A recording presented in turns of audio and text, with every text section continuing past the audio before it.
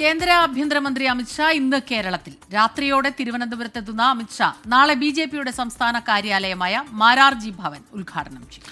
പിന്നാലെ പുത്തരിക്കണ്ടം മൈതാനത്ത് നടക്കുന്ന ബിജെപി വാർഡ് തല പ്രതിനിധികളുടെ യോഗത്തിൽ കേരളം മിഷൻ 2025 അമിത്ഷാ പ്രഖ്യാപിക്കും.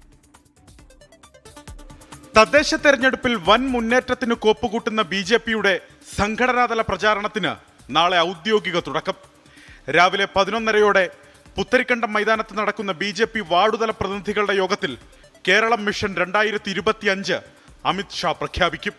ആലപ്പുഴ, കൊല്ലം, പത്തനംതിട്ട, തിരുവനന്തപുരം ജില്ലകളിലെ 5000 വാർഡു പ്രതിനിധികൾ വീതം സമ്മേളനത്തിൽ പങ്കെടുക്കും.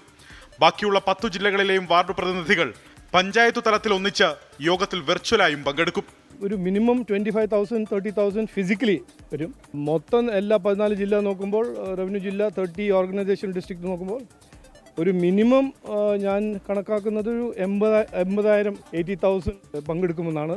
എന്നിട്ട് അമിത്ഷാജിൻ്റെ മെസ്സേജ് കേൾക്കുന്നതാണ് എൻ്റെ ഒരു വിശ്വാസം. ഏറെ നാളായി സംസ്ഥാനത്തെ ബിജെപി പ്രവർത്തകർ കാത്തിരിക്കുന്ന പാർട്ടിയുടെ സംസ്ഥാന ആസ്ഥാന മന്ദിരമായ KG മാരാർജി ഭവൻ അമിത്ഷാ ഉദ്ഘാടനം ചെയ്യും. ഉച്ചയ്ക്ക് ശേഷം ബിജെപി സംസ്ഥാന നേതൃയോഗത്തിലും അദ്ദേഹം പങ്കെടുക്കും. തിരുവനന്തപുരത്തെ പരിപാടികൾ പൂർത്തിയാക്കി വൈകിട്ട് 4 മണിയോടെ അമിത്ഷാ മടങ്ങും വഴി കണ്ണൂരിലിറങ്ങി തളിപ്പറമ്പ് രാജരാജേശ്വര ക്ഷേത്ര ദർശനം നടത്തി രാത്രിയോടെ ഡൽഹിക്ക് പോകും. 24 തിരുവനന്തപുരം.